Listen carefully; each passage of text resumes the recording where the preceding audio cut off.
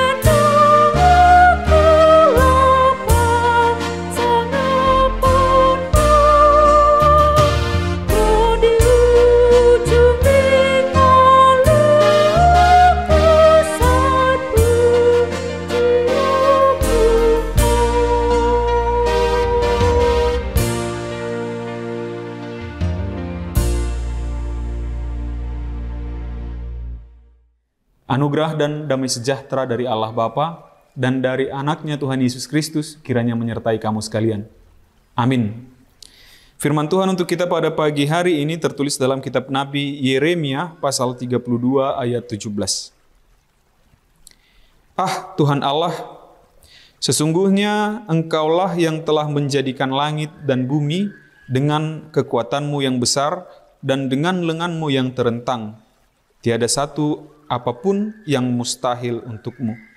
Di dalam bahasa Batak dikatakan, Iyale Tuhan Jehovah, idama nunga dijadi hoko akka langit dohot tanoon marhite-hite hagogo ommu nagodangi, dohot marhite-hite tangamu natoltoli, dang adong naso tarpatupaho nanggosada. Demikian firman Tuhan. Amanginang ada hal-hal yang bagi logika kita tidak masuk akal, tapi kita jalankan dan berhasil, yang kemudian kita sebut sebagai mukjizat. Atau ada tindakan yang tidak seharusnya kita lakukan, tapi entah kenapa dalam hati kita berpikir, ya sudahlah lakukan saja. Ternyata itu berdampak baik pada kita, yang seharusnya secara hitung-hitungan manusia kita, logika manusia kita mengatakan bahwa ini hal yang buruk, atau hal yang mustahil, atau hal yang mubazir begitu. Pada satu hari orang-orang Yehuda membeli tanah yang pada saat itu sedang dikuasai oleh Nebukadnezar.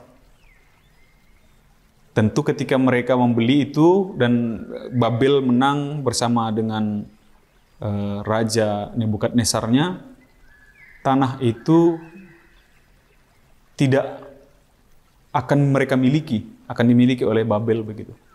Namun ternyata Tuhan perbolehkan Kasdim menang atas Babel, dan kemudian tanah itu menjadi kembali kepada orang-orang Yehuda dan akan menjadi milik orang-orang Yehuda begitu. Dan Tuhan memerintahkan kepada Yeremia agar memindahkan surat tanahnya ke dalam bejana dan disimpan sampai waktunya nanti.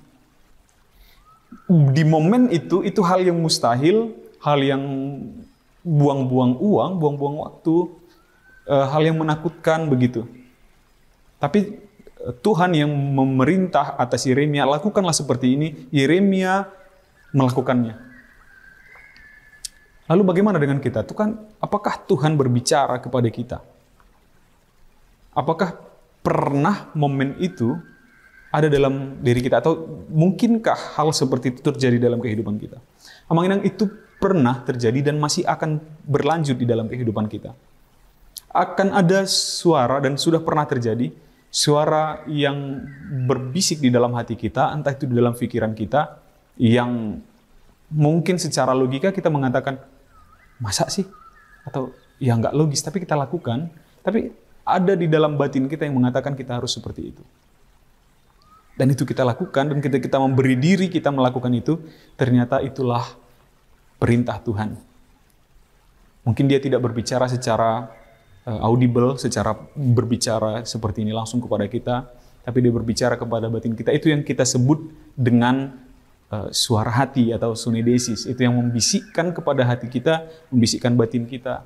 Ketika kita ada permasalahan misalnya, bertengkar dengan orang lain, tentu secara emosional, secara emosi sebagai seorang manusia, kita akan katakan, oh aku harus marah balik, atau aku harus melawannya, begitu. Tapi ada suara yang bilang di dalam hati kecil kita, jangan. Begitu. Dan itulah yang baik ternyata. Lalu terlihat dari apa?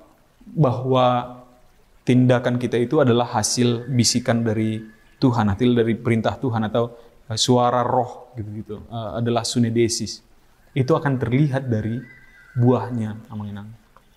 Itu akan terlihat dari buahnya. Ketika ia menjadi baik untuk banyak orang, kita akan yakin dan percaya bahwa tindakan tidak logis kita itu adalah perintah dari Tuhan. Pun pada kitab ini, Yeremia secara audible begitu berbicara dengan Tuhan.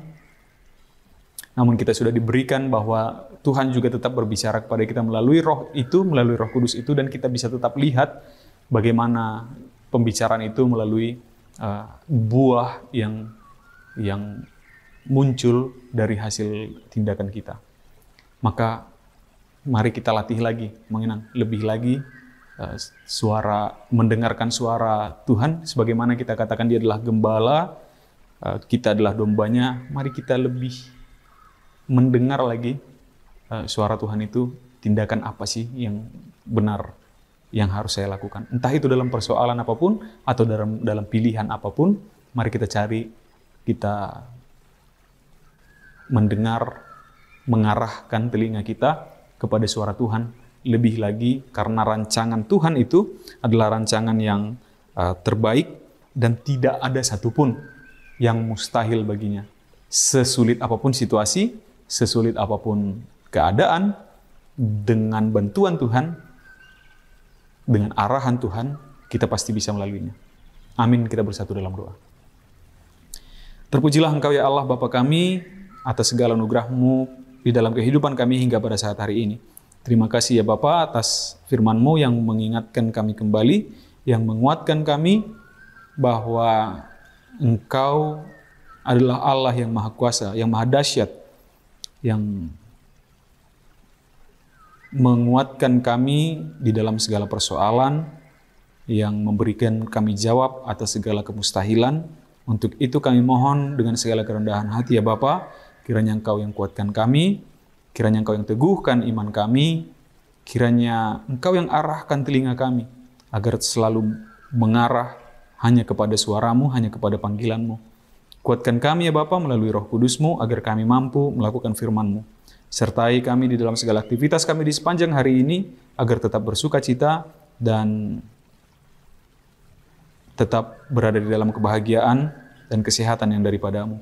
Terpujilah Engkau ya Bapa, di dalam nama Anak-Mu Yesus Kristus kami berdoa dan mengucap syukur. Amin. Demikian renungan pagi kita untuk hari ini, Manginang. Sampai jumpa di hari esok. Selamat beraktivitas. Tuhan memberkati. Horas.